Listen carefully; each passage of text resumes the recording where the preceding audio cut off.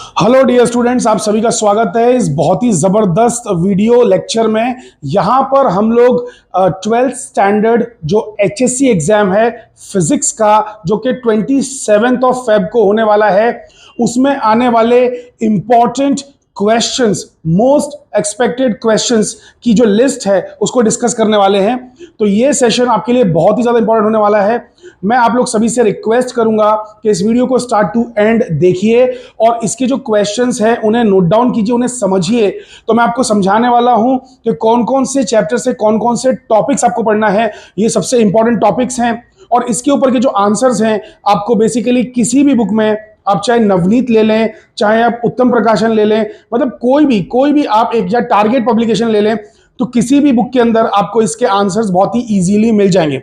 ये जो पूरी की पूरी जो लिस्ट है क्वेश्चंस की, इसमें कौन सा क्वेश्चन में क्या है उसे डिटेल में आइए समझने की कोशिश करते हैं बिना कोई वक्त गवाए। और मैं आप लोगों को यह कहता हूं कि इतने क्वेश्चंस कम से कम पढ़े बिना, इतने टॉपिक्स पढ़े बिना आपको एग्जाम में नहीं जाना है। आपको अगर एग्जाम में आपने सोचा है कि मुझे 70 में से थियरी पेपर में, फिजिक्स में 70 में से कम 55, 60 या 65 मार्क्स चाहिए, तो उसके लिए यह बहुत ही ज्यादा इंपॉर्टेंट होने वाला है। ठीक है, सो मोस्ट एक्सपेक्टेड न्यूमेरिकल्स की बाय द वे जो सीरीज है, न्यूमेरिकल्स की सीरीज, वो लगभग कंप्लीट हो रही है, ऑलमोस्ट हो चुकी है। उसमें मैंने कम से कम 11 चैप्टर्स, आपके जो सबसे इंपॉर्टेंट चैप्टर्स हैं न्यूमेरिकल्स के लिए, वो ऑलरेडी अपलोड कर दिए हैं। तो आई होप कि आपने वो वाले चैप्टर्स देख लिए होंगे, वो वाले न्यूमेरिकल्स देख लिए होंगे। वैसे ही हमारे चैनल पर ही, प्रोफेसर ऑफ साइंस पर ही, आप अगर प्लेलिस्ट में जाएंगे तो वहां पर आपको वन शॉट फिजिक्स मिलेगा। तो 12th स्टैंडर्ड के पूरे 16 चैप्टर के वन शॉट जो वीडियोस हैं मैंने वहां पर अपलोड कर रखे हैं। तो आप लोग अगर उन वीडियोस को देखेंगे तो आपको हर चैप्टर का डिटेल में आइडिया आ जाएगा, बिकॉज मैंने वन शॉट भी बहुत ही डिटेल में पढ़ाया हुआ है। और सबसे अच्छी बात यह कि डिटेल में पढ़ाने के बावजूद भी किसी भी वीडियो की लेंथ 2 या 3 घंटे से ज्यादा नहीं है। तो अगर आप उसको 1.5x पर देखते हैं, स्पीड बढ़ा के देखते हैं, तो 1.5 घंटे के अंदर आपका चैप्टर या 2 घंटे के अंदर आपका चैप्टर पूरी तरीके से खत्म हो जाएगा। इससे अच्छी बात और क्या होगी। ठीक है, इसके अलावा हमारी एक ऐप है, एक एप्लीकेशन है जिसका नाम है प्रोफेसर ऑफ साइंस, जो कि गूगल प्ले स्टोर पे फ्री में अवेलेबल है। उसे आप लोग डाउनलोड कीजिए। उस एप्लीकेशन के ऊपर हमने एक बैच लॉन्च किया है डर्ट चीप रेट पर, एकदम डर्ट चीप रेट है, बहुत ही सस्ता, बहुत ही हद से ज्यादा सस्ता, कि यानी कि देख के लोगों को हंसी आए। तो बेसिकली इतने कम पैसे पे हमने वो बैच लॉन्च किया जिसके अंदर हम लोग ने पूरे 16 चैप्टर्स के जो एमसीक्यूज हैं वो अपलोड कर दिए हैं, और जो टेक्स्ट बुक के पीछे के न्यूमेरिकल्स होते हैं वो भी ज्यादातर चैप्टर्स के अपलोड हो चुके हैं और भी हो रहे हैं। एंड लिसन वेरी केयरफुली, उस ऐप पर आप बहुत शांति से, सुकून से पढ़ पाएंगे, बिकॉज कुछ एडवर्टाइजमेंट्स नहीं है, कुछ भी नहीं है। तो यूट्यूब पे क्या है, डिस्ट्रैक्शंस बहुत ज्यादा होते हैं, लोग पढ़ते पढ़ते बेसिकली दूसरी चीजें भी देखना स्टार्ट करते हैं, लेकिन ऐप पे ऐसा नहीं होता। तो ऐप पे पढ़ने में थोड़ा ये फायदा है। तो आप लोग जो है वो कोर्स भी ले सकते हैं जिसका नाम है last minute physics batch of 12th standard. ठीक है, तो 2024 के लिए वो बैच स्पेशली बनाया गया, तो उसे जरूर देखिएगा। उसके अलावा हम लोगों ने सीईटी का बैच लॉन्च कर दिया है बहुत ही सस्ते रेट में। फिजिक्स का इससे सस्ता बैच आपको पूरे यूट्यूब पे नहीं मिलेगा। इट इज 299 रुपीज ओनली, सस्ता और क्वालिटी वाला। ठीक है, सस्ता होने को तो आदमी 30 रुपए में बेच देगा चीजें, लेकिन वो उसमें क्वालिटी होना चाहिए। तो हर चैप्टर के अंदर हम लोगों ने बहुत सारे एमसीक्यूज सॉल्व किए हुए हैं, वो धीरे धीरे करके अपलोड कर दिए जाएंगे सारे के सारे चैप्टर्स। तो आपको मार्च से, जैसे आपका एग्जाम खत्म होता है, 6 तारीख तक मेन एग्जाम्स खत्म हो जाएंगे, बाकी फिर छोटे मोटे जो पेपर्स हैं वो बाद में आगे चलेंगे। तो 6 मार्च से आपको उस ऐप के ऊपर, उस कोर्स के अंदर डिटेल में वीडियोस आते रहेंगे। डिटेल में एक एक चैप्टर का वीडियो बहुत ही डिटेल्ड होगा, तो जिसके अंदर आपको चैप्टर की थियरी समझाई जाएगी। 8 चैप्टर्स पूरे 11th के और 16 चैप्टर्स पूरे 12th के, यानी कि 24 चैप्टर्स की थियरी, उसका फॉर्मूला, उसके अंदर के एमसीक्यूज, उसके अंदर के पीवाईक्यूज, सारी चीजें उस सीईटी के कोर्स में कवर की जाएंगी। ठीक है, तो चलिए बिना टाइम वेस्ट किए, बाय द वे जो बच्चे दूसरा कुछ सोच के बैठे हैं कि हमें इंजीनियर नहीं बनना है, हमें फार्मासिस्ट नहीं बनना है, हमें एग्रीकल्चर साइंटिस्ट नहीं बनना है, वो लोग भी सीईटी दीजिए। अरे अगर आप कहीं और कुछ करना चाहते हैं, मान लो वहां पर अगर आप लोग का एडमिशन नहीं हो पाता है फॉर एनी रीजन, तो कम से कम सीईटी में अगर आपका अच्छा मार्क्स आया होगा तो आपको इंजीनियरिंग, आपको फार्मेसी, आपको एग्रीकल्चर साइंटिस्ट बनने का मौका मिल सकता है। तो बहुत ही जबरदस्त चीज है, बहुत ही ज्यादा स्कोप है, खास करके एग्रीकल्चर साइंटिस्ट में आजकल सरकार काफी ज्यादा उस पर पैसे खर्चा कर रही है। तो प्लीज प्लीज प्लीज ये सारे कोर्सेज के लिए अप्लाई कीजिए। तो एग्रीकल्चर साइंटिस्ट बनने के लिए आपको पीसीएम, पीसीबी, आप कुछ भी दे सकते हैं। ठीक है, पीसीएम, पीसीबी दोनों दे सकते हैं सीईटी में। चलिए, तो बिना वक्त जाया किए हम लोग आगे बढ़ते हैं। तो यहां पर सभी बहुत ही ध्यान से देखेंगे प्लीज। तो लेसन नंबर 1 में सबसे पहले क्या पढ़ना है, लेसन नंबर 1 में क्या पढ़ना है, तो यहां पे एंगुलर एक्सीलरेशन के बारे में पढ़ना है, अल्फा के बारे में। और आपको ये जानकारी होना चाहिए कि a is equal to R alpha एक फॉर्मूला है जिसे अगर आप वेक्टर फॉर्म में लिखेंगे तो a bar is alpha bar cross R बार, जहां पे a क्या है, लीनियर एक्सेलरेशन है, और अल्फा क्या है, एंगुलर एक्सेलरेशन है। ठीक है, तो एक बात तो ये हो गई। तो एंगुलर एक्सेलरेशन क्या चीज है उसके बारे में डिटेल में पढ़ लीजिए। ठीक है, ये न्यूमेरिकल्स में काफी काम आएगा। उसके बाद रेडियल एक्सेलरेशन जो कि होता है, रेडियल एक्सेलरेशन आप लोग समझते हैं ना, सेंट्रीपिटल एक्सेलरेशन को ही रेडियल एक्सेलरेशन बोलते हैं, जो कि होता है v स्क्वायर बाय आर। अब यहां पर मैं हर क्वेश्चन में एकदम डिटेल में नहीं जाने वाला हूं, बिकॉज बच्चा हम लोग यहां पे ये डिस्कस करने वाले कि टॉपिक्स कौन से इंपॉर्टेंट है, तो हम लोग एक एक क्वेश्चन चीजें, एक एक फॉर्मूला डिस्कस नहीं कर सकते। वो सारी चीजें आप लोग मेरे वन शॉट वीडियो से देख लीजिए, लेकिन मैं आप लोग को जस्ट रफ आइडिया दे दे रहा हूं कि v स्क्वायर बाय आर या ओमेगा स्क्वायर आर इस तरीके से सेंट्रीपिटल एक्सेलरेशन होता है या रेडियल एक्सेलरेशन होता है, ये बात याद रखिएगा। वैसे moment of inertia of a disc या रिंग जो है, ठीक है, moment of inertia of a ring या डिस्क, इसको पढ़ लीजिए। यही नहीं बल्कि रॉड वाला भी पढ़िए, moment of inertia of rod, ये भी बहुत ज्यादा इंपॉर्टेंट है। तो डिस्क या रिंग का आपको मालूम है एक का हाफ एम आर स्क्वायर है मोमेंट ऑफ इनर्शिया और एक का एम आर स्क्वायर है, और रॉड का तो आपको मालूम है हाफ नहीं सॉरी 1/12 ml स्क्वायर करके आ जाता है। ठीक है, अगर सेंटर ऑफ मास से एक्सिस लेंगे तो मोमेंट ऑफ इनर्शिया इतना आ जाता है। तो कहने का मतलब ये कि भाई डिस्क, रिंग और रॉड, ये तीनों चीजें बहुत ही डिटेल में पढ़ के हो जाना चाहिए, डिस्क, रिंग और रॉड। ठीक है, ये आपका मोमेंट ऑफ इनर्शिया का इसके ऊपर काफी सवाल बनता है। उसके अलावा यहां पर theorem of parallel axis perpendicular axis बहुत ज्यादा इंपॉर्टेंट है।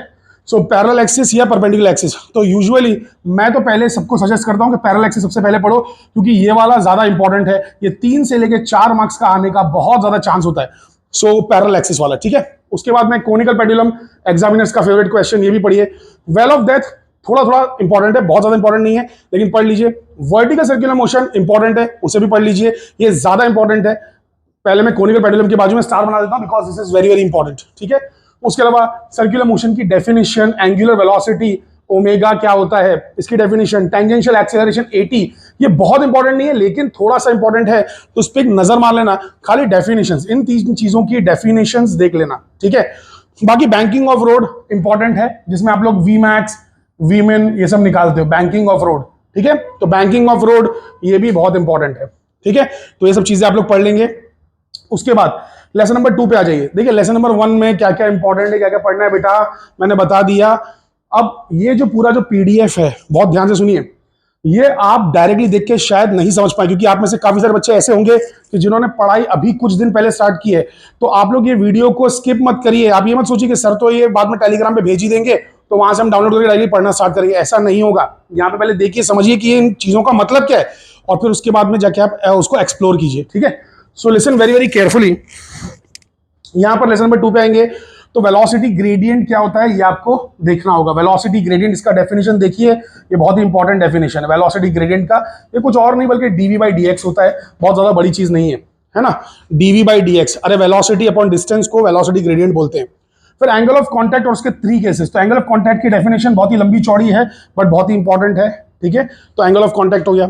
सरफेस टेंशन, सरफेस एनर्जी की भी डेफिनेशन देख लीजिए और इसके बीच का डिस्टिंग्विश भी देख लीजिए, डिस्टिंग्विश बिटवीन के दोनों में क्या फर्क है सरफेस एनर्जी में और सरफेस टेंशन में। ठीक है, उसके बाद में factors affecting the surface tension. तो सरफेस टेंशन को कौन कौन सी चीजों से असर पड़ता है, टेम्परेचर बढ़ाने से सरफेस टेंशन पे क्या होता है, डिटर्जेंट ऐड कर दिया पानी में वो सरफेस टेंशन पे क्या असर पड़ता है, ये सारी चीजें आपको पढ़ लेनी है, ये भी बहुत इंपॉर्टेंट है। Factors affecting the surface tension. Stokes law यानी कि force, drag force is 6 pi eta R V, problems के लिए बहुत ही इंपॉर्टेंट है। फिर टर्बुलेंट फ्लो क्या होता है, ठीक है, स्ट्रीमलाइन फ्लो क्या होता है, difference between streamline and turbulent flow, और रेनॉल्ड्स नंबर, ये बहुत ही ज्यादा इंपॉर्टेंट है, रेनॉल्ड्स नंबर वाला। फिर कैपिलरी राइज, तो ये एक डेरिवेशन है जो कि 3 से 4 मार्क्स का आ सकता है, कैपिलरी राइज वाला, कि एक अगर कैपिलरी को मैंने पानी में डुबाया तो उसमें कितना ऊंचाई तक जो है पानी चढ़ेगा या मर्क्यूरी चढ़ेगा। ठीक है, मर्क्यूरी गिरता है, वैसे मर्क्यूरी चढ़ता नहीं, मर्क्यूरी गिरता है, पानी चढ़ता है। एनीवे सो ये हो गया। फिर derive Newton's law of viscosity. तो न्यूटन्स लॉ ऑफ विस्कोसिटी है, आपको मालूम ही होगा, it is what eta A dv/dx, जहां पे dv/dx क्या है, अरे बताओ, अभी बताया, 1 मिनट पहले बताया, dv/dx क्या है बेटा, वेलोसिटी ग्रेडियंट। तो ये पढ़ लेना। उसके बाद लेसन नंबर 3 में आएंगे, केटीजी में आएंगे। केटीजी, तो केटीजी में काइनेटिक थ्योरी ऑफ गैसेस में मेयर्स रिलेशन यानी कि Cp - Cv = R। Cp minus Cv equals to R, ये वाला डेरिवेशन बहुत ही ज्यादा इंपॉर्टेंट हो जाता है 3 मार्क्स के लिए, ठीक है। सो मेयर्स रिलेशन, तो इसको मैं एकदम ज्यादा ये कर दे रहा हूं। वैसे define what is Ferry's black body, Ferry's black body का डायग्राम वाइग्राम ये बहुत ही ज्यादा इंपॉर्टेंट है, फेरिस ब्लैक बॉडी, ठीक है। उसके बाद में स्टीफन बोल्ट्जमैन लॉ, ये भी इंपॉर्टेंट है। एमिसिव पावर इंपॉर्टेंट है।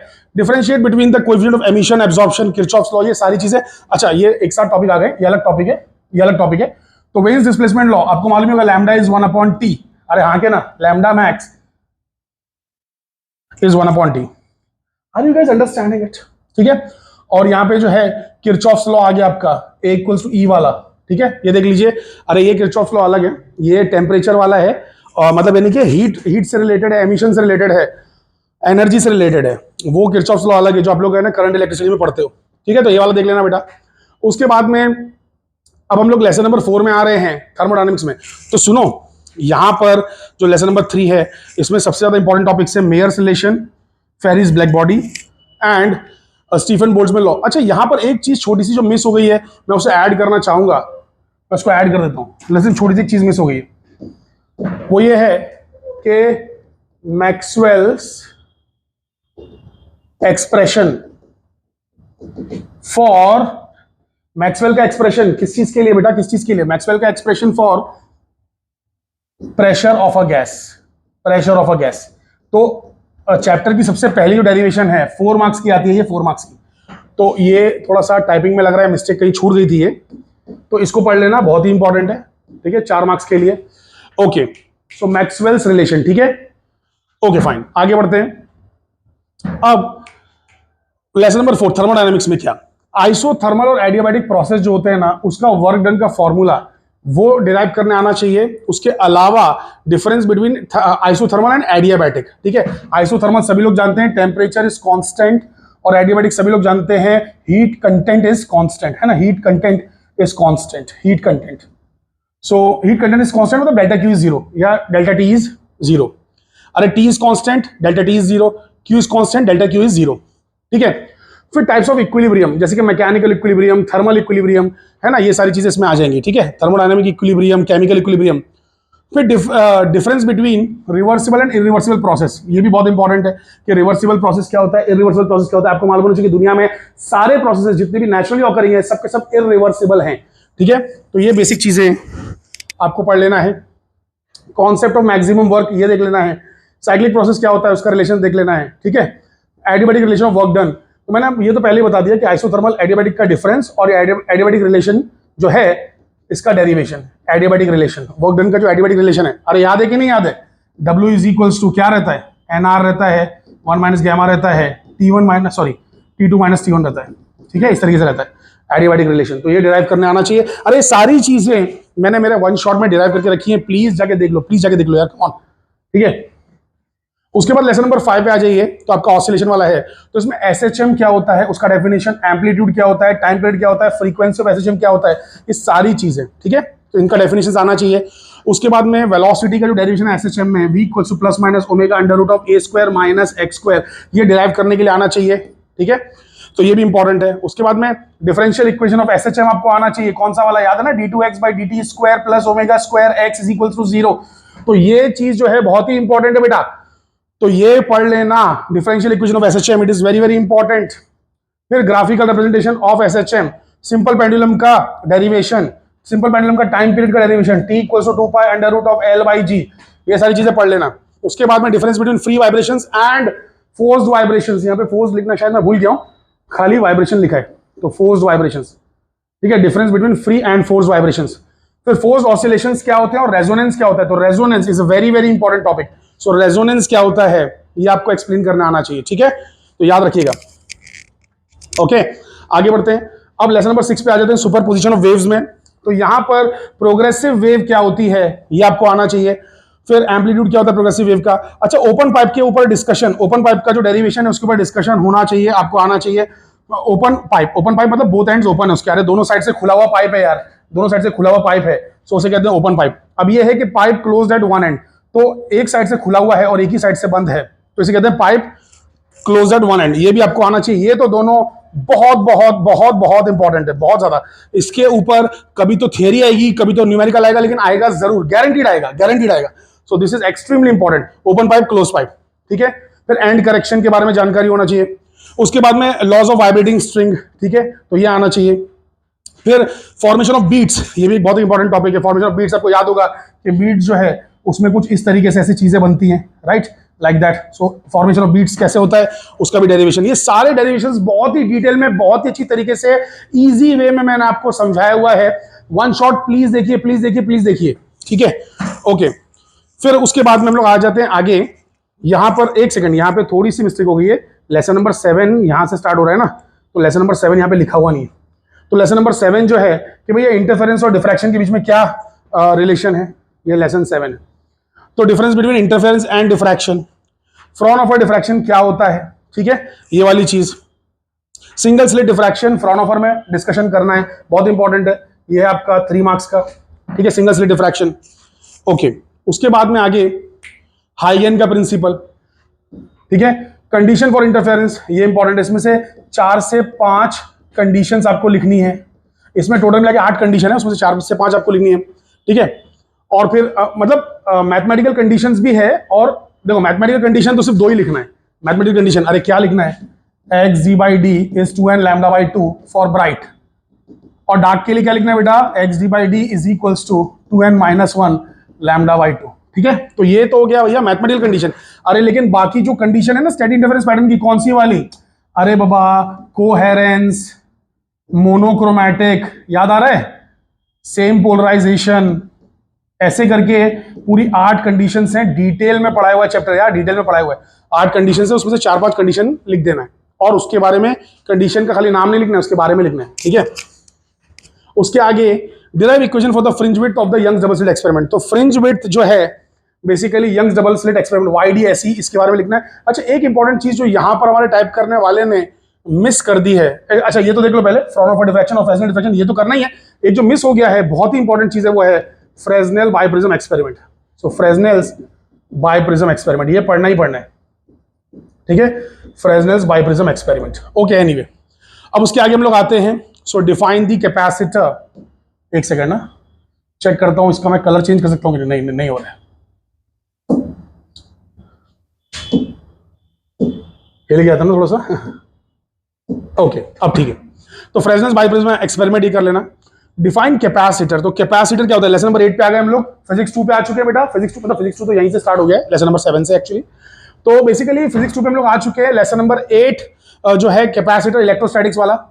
तो इलेक्ट्रोस्टैटिक्स जो है, इसमें कैपेसिटर बहुत इंपॉर्टेंट टॉपिक है।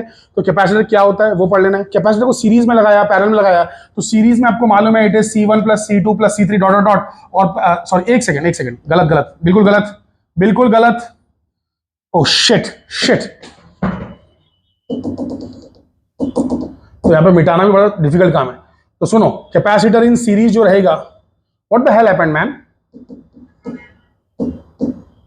शिट, कुछ तो गड़बड़ हुई, ओ यार, व्हाट द हेल। चलो वीडियो में चीजें कैप्चर हो गई होंगी, ठीक है। तो कैपेसिटर इन सीरीज, हाँ ऐसे मिटाना चाहिए था, गलती कर दी, चलो कोई बात नहीं। कैपेसिटर इन सीरीज जो है वो रहता है 1/CS, 1/C1 प्लस 1/C2, और कैपेसिटर इन पैरेलल होता है C1 प्लस C2, ठीक है। तो ये याद रखना। तो define capacitor, capacitor in series and parallel, यहां पे मैं फिर से एक बार लिख देता हूं ताकि आगे मिस्टेक ना हो। फ्रेस्नेल्स बाइप्रिज्म बहुत ही इंपॉर्टेंट है, 4 मार्क्स का है, ठीक है। फ्रिंज विड्थ वाला, कंडीशन फॉर इंटरफेरेंस, जो 8 कंडीशन है वो पढ़ लेना, ठीक है। यहाँ पे 8 कंडीशन से इंटरफेरेंस की, 4 से 5 याद रखना, और बाकी वो ही x g by d is 2n lambda by 2 for bright, and x g by d is 2n minus 1 lambda by 2 for dark.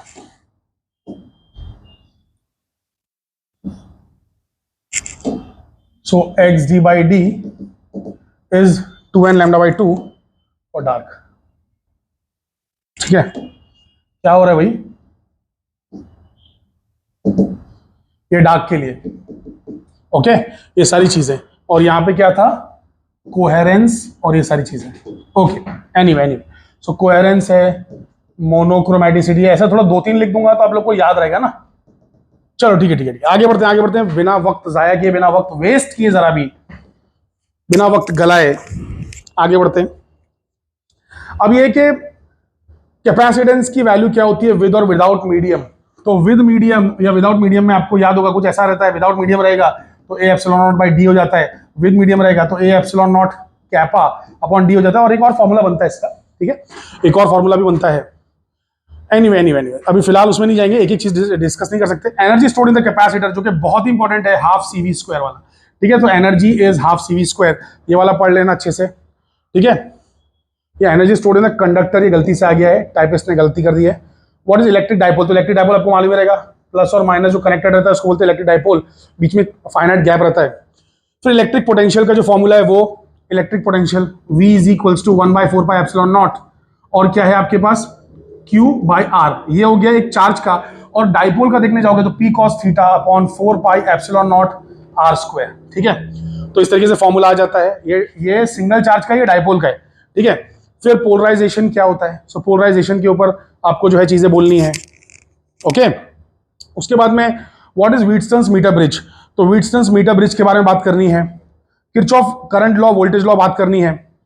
अरे बेटा ये सब चीजें पढ़े बिना जो भी एग्जाम में गया वो कहेगा कि भाई मैंने क्यों नहीं पढ़ा, क्यों सर की बात नहीं माना। अबे बहुत ही इंपॉर्टेंट टॉपिक्स बता रहा हूं, बहुत ही इंपॉर्टेंट टॉपिक्स। और ये सारे टॉपिक्स का मैंने ऐसा नहीं कि आपके लिए खाली बस क्वेश्चन बता के छोड़ दिया, अरे भैया इस पे 1 शॉट वीडियोस बनाए यार, 2-2 घंटे के अंदर पूरा पूरा चैप्टर कवर किया, वो भी डिटेल में, और बहुत ही ईजी तरीके से बताइए डेरिवेशंस। तो आप लोग उसे पढ़ेंगे, आपको बहुत मजा आएगा। प्लीज 1 शॉट वीडियोस देखिए 12th स्टैंडर्ड के, ठीक है, ओके। उसके बाद में व्हीटस्टोन्स नेटवर्क क्या होता है वो हो गया, है ना। साइन कन्वेंशन में लोग क्या यूज करते हैं किरचॉफ्स लॉ के अंदर, वो हो गया। उसके बाद में मतलब साइन कन्वेंशन है किरचॉफ्स लॉ के अंदर, ये हो गया, ये अलग टॉपिक है। What is principle of the Wheatstone's bridge. फिर प्रिंसिपल ऑफ पोटेंशियोमीटर हो गया। फिर difference between potentiometer and voltmeter, ये भी एक इंपॉर्टेंट चीज है। Advantages and advantage of the, ये सबसे ज्यादा इंपॉर्टेंट है कि पोटेंशियोमीटर का एडवांटेज डिसएडवांटेज क्या है, उसको क्यों यूज करते हैं जब हमारे पास वोल्टमीटर नाम की चीज है, ठीक है।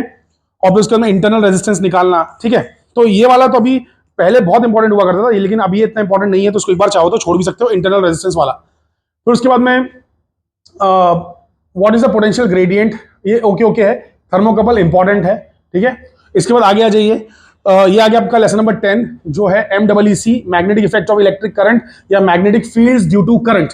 सो magnetic fields due to current जो है, इसमें क्या है कि force between the parallel wires जो कि होता है F = μ0 I1 I2 L upon 2 पाई R, तो इसका जो डेरिवेशन है वो। फिर उसके बाद में मैग्नेटिक फोर्स जो एक चार्ज पर होता है F = Q × V cross B वाला, तो ये भी बहुत इंपॉर्टेंट है, ठीक है। उसके बाद में आपका है बायोट-सेवर्ट लॉ, ठीक है। सो बायोट-सेवर्ट लॉ हो गया। फिर यहाँ पे टॉर्क होता है टाउ = mb sin थीटा, ये भी बहुत इंपॉर्टेंट चीज है, ठीक है। या फिर NIAB sin थीटा, ठीक है। तो ये डेरिवेशन हो गया। फिर एम्पियर सर्किटल लॉ हो गया।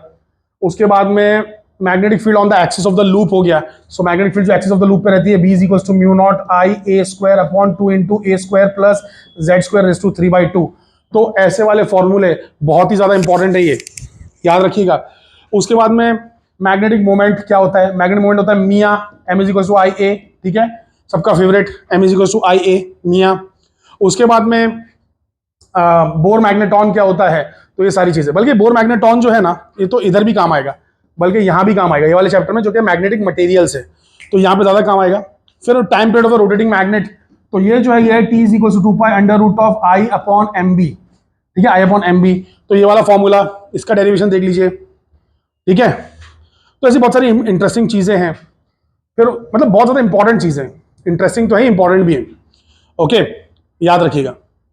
एम्पियर्स लॉ भी याद रखिएगा। अच्छा अब यहां पे आ जाइए, तो calculate the magnetic moment of the electron revolving. तो इस चैप्टर की सबसे इंपॉर्टेंट डेरिवेशन यही है, 3 मार्क्स की। सो मैग्नेटिक मोमेंट, इसका फॉर्मूला जो एंड में आने वाला है ना, वैसा आने वाला है, M = E/2mL, जहां पे M/L को बोलते हैं जायरो मैग्नेटिक रेशियो। तो ये भी बहुत इंपॉर्टेंट है, ठीक है। तो याद रखिएगा, सबसे इंपॉर्टेंट डेरिवेशन यही है इस चैप्टर की।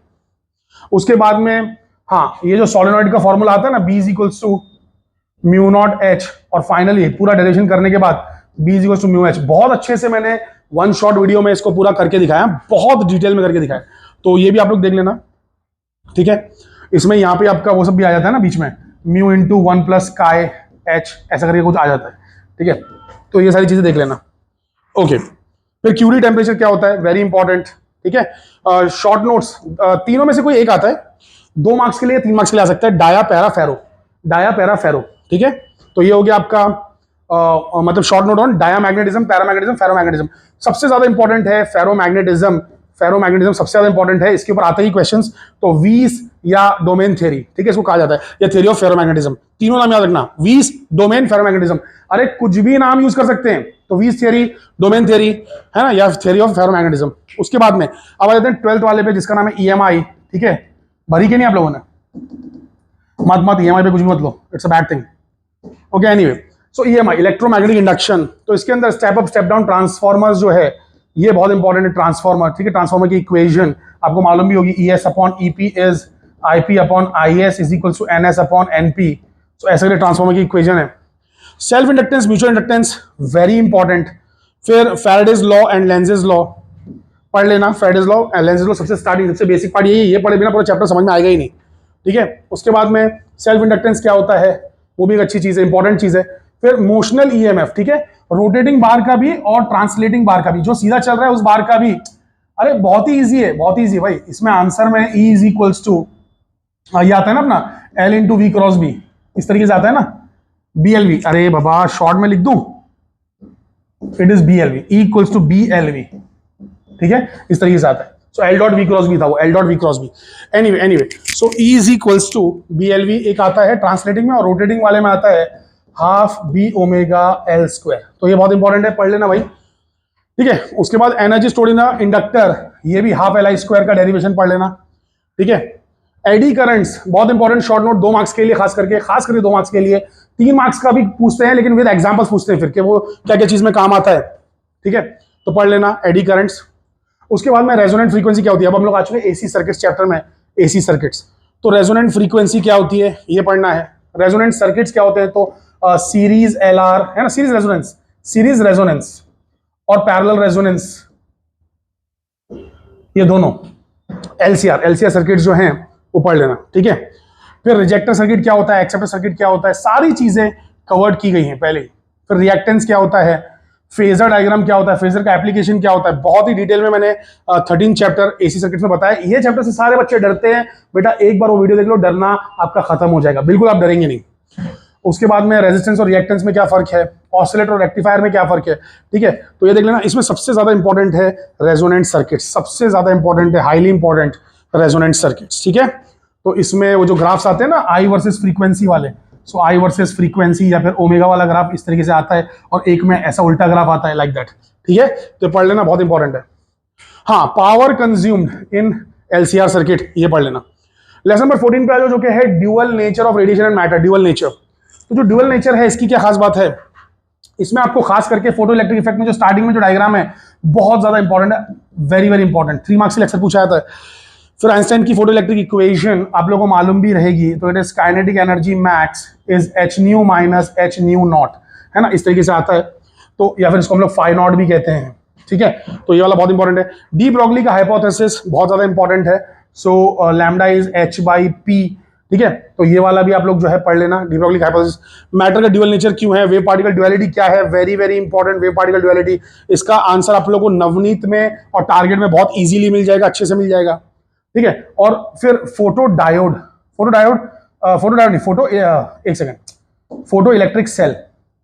Electric cell, so photoelectric cell जो है ये काम बिल्कुल फोटो डायोड जैसा करता है, सेमीकंडक्टर फोटो डायोड जैसा करता है।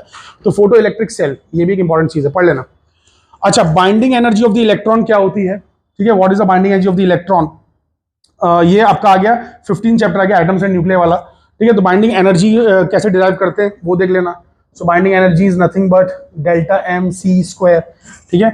फिर हाइड्रोजन स्पेक्ट्रम डिस्कशन करना बहुत ही इंपॉर्टेंट है, ठीक है।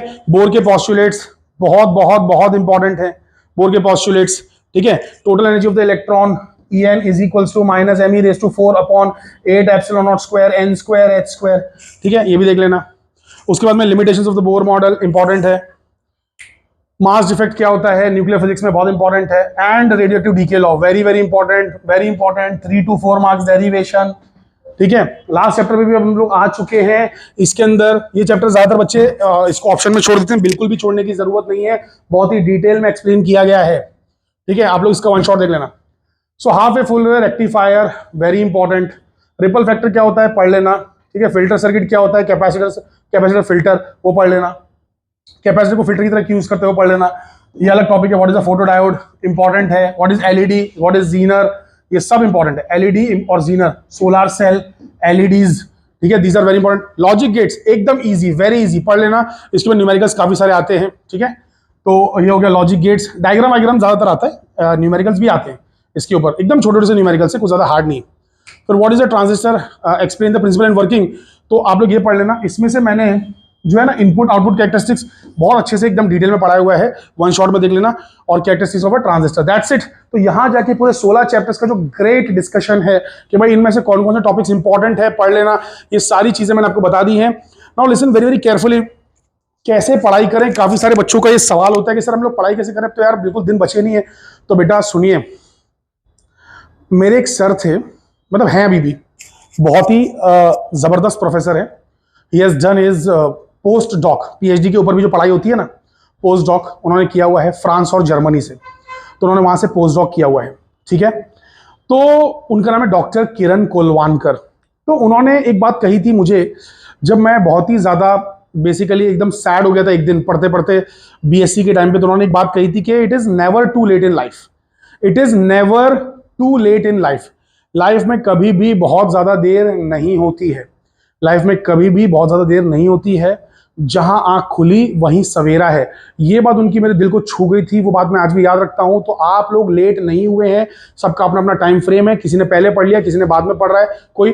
तो लिसन, अब आप लोगों को अगर अच्छे मार्क्स चाहिए, 70 में से 55-60 मार्क्स चाहिए फिजिक्स के अंदर, तो आप लोग ये चीज फॉलो करिए कैसे भी करके। देखो कॉलेज में भले कोई काम हो कुछ नहीं काम हो, वैसे तो अभी छुट्टी सबको मिल चुकी है बोर्ड्स की, अभी कोई भी कॉलेज जा नहीं रहा है, प्रैक्टिकल्स भी खत्म हो चुके हैं, प्रैक्टिकल का भी हमने पूरा सीरीज बना के डाला हुआ था। तो लिसन वेरी केयरफुली, अब आपको करना क्या है, आप बस इतना दिल में ठान लीजिए कि आपको रोज कम से कम 6 घंटा पढ़ना है। 3 घंटा सुबह, 3 घंटा शाम, आपको डिवाइड करना है टाइम को। 3 घंटा सुबह, 3 घंटा शाम, इससे ज्यादा आप नहीं पढ़ पाएंगे। जिस बच्चे ने 2 साल से लगातार पढ़ाई नहीं की है, वो इससे ज्यादा नहीं पढ़ पाएगा। जो बच्चा एकदम टॉपर टाइप का होता है, वो 10 घंटे पढ़ रहा होगा इस वक्त, 10 घंटे, लेकिन वो 10 घंटा हर कोई नहीं पढ़ सकता। तो 6 घंटा पढ़िए, सुबह को 3 घंटे इजीली पॉसिबल है, 10 से लेके 1 पढ़िए, थोड़ा सो जाइए, फिर शाम को स्टार्ट कीजिए आप लोग 5 बजे से 5 से 8 पढ़िए। ठीक है, तो सुनिए ध्यान से, सुबह को आराम से उठिए, 8-9 बजे तक उठिए, नींद लीजिए, अच्छी नींद लेंगे तो फ्रेश फील करेंगे। तो रात को सोइए आप लोग 11 बजे या 11:30 बजे। उसके बाद में आप लोग क्या करेंगे कि जब उठेंगे तो आप लोग सुबह को 10 से लेके 1 तक, अच्छा उससे पहले आप लोग क्या कर सकते हैं ना, जो जो चीजें आप लोगों ने दूसरे सब्जेक्ट की देख रखी हैं, दूसरे सब्जेक्ट का वन शॉट देखा होगा, दूसरे सब्जेक्ट के जो चीजें बनाई होंगी, उसको भी आप लोग है ना थोड़ा थोड़ा वापस से लिख लिख के रिवाइज कीजिए। मैं खास करके आप लोगों को बता रहा हूं कि फिजिक्स में ऐसा फॉलो करना, और जैसी फिजिक्स खत्म हो जाए फिर दूसरी चीज में ऐसा फॉलो करना। सो 3-3 घंटे सुबह और शाम आपको पढ़ना ही है, 3-3 घंटे सुबह शाम को पढ़ना है, एक सब्जेक्ट के लिए। समझ में आ रहा है? तो ये फिजिक्स हो गया। फिर वैसी केमिस्ट्री का करना, वैसे आप लोग मैथ्स का करना, बायो है तो बायो का करना। ठीक है, इस तरीके से करना। तो अब ध्यान से सुनिए, तो 3 घंटे जो आप पढ़ेंगे ना, तो उसमें आप क्या करेंगे, सबसे पहले आप लोग देखेंगे वन शॉट। लिसन, अभी टेक्स्ट बुक कोई भी मत पढ़ना, इस वक्त पे टेक्स्ट बुक कोई पढ़ भी नहीं सकता है, इम्पॉसिबल है। टेक्स्ट बुक में बहुत सारा कंटेंट है जो कि उसको अब पढ़ के समझना नामुमकिन है, क्योंकि अब हमारे पास वक्त नहीं बचा है। आने वाले बिल्कुल 5-6 दिनों के बाद एग्जाम है। तो अब आपको करना क्या है, सिर्फ और सिर्फ वन शॉट देखना है। 3 घंटे के अंदर कम से कम 2 वन शॉट कंप्लीट होना चाहिए। तो 6 घंटे के अंदर 4 वन शॉट, इस तरीके से आपको 4 से 5 दिन के अंदर पूरा फिजिक्स का 12th स्टैंडर्ड का वन शॉट खत्म कर देना है किसी भी हालत में। और उसके बाद में जब फिजिक्स का एग्जाम आने वाला होगा, जस्ट उससे 1 दिन पहले सिर्फ इंपॉर्टेंट न्यूमेरिकल्स की जो सीरीज मैंने बनाई है उसको आप स्टार्ट टू एंड देख लो, क्योंकि उसमें ना हर चैप्टर में से 5-6 प्रॉब्लम्स बताए हैं। बाबा याद रखो कि आपका जो फिजिक्स का पेपर होता है वो 98 मार्क्स का होता है विद ऑप्शंस के बिना 70 मार्क्स का होता है। तो जो 98 मार्क्स है उसमें से 35 मार्क्स से 40 मार्क्स सिर्फ और सिर्फ न्यूमेरिकल्स के।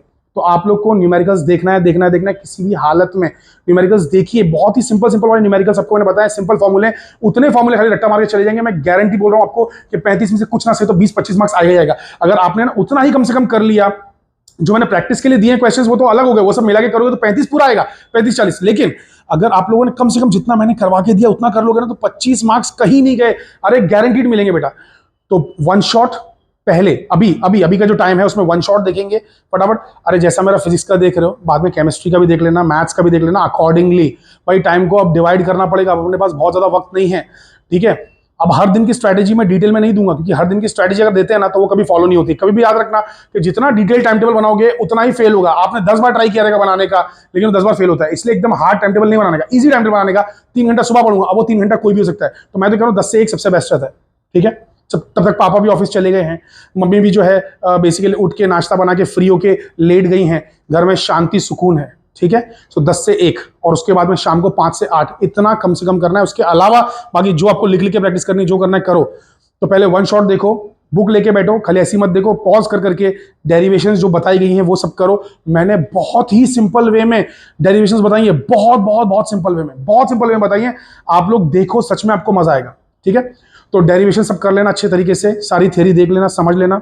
वन शॉट वो होने के बाद, पूरे होने के बाद न्यूमेरिकल्स के वन शॉट देख लेना, ठीक है। इतना ही करो और इतना करके एग्जाम में जाओ। इजीली 55 मार्क्स 60 मार्क्स मिलना ही है 70 में से, तो अभी भी देर नहीं हुई है। तो ये था आप लोगों के लिए आज एक स्पेशल एपिसोड छत्रपति शिवाजी महाराज जयंती पर। तो बस शुभ रात्रि, बाय बाय, टेक केयर, जय हिंद, जय Maharashtra. Okay, take care, all the best for the exam.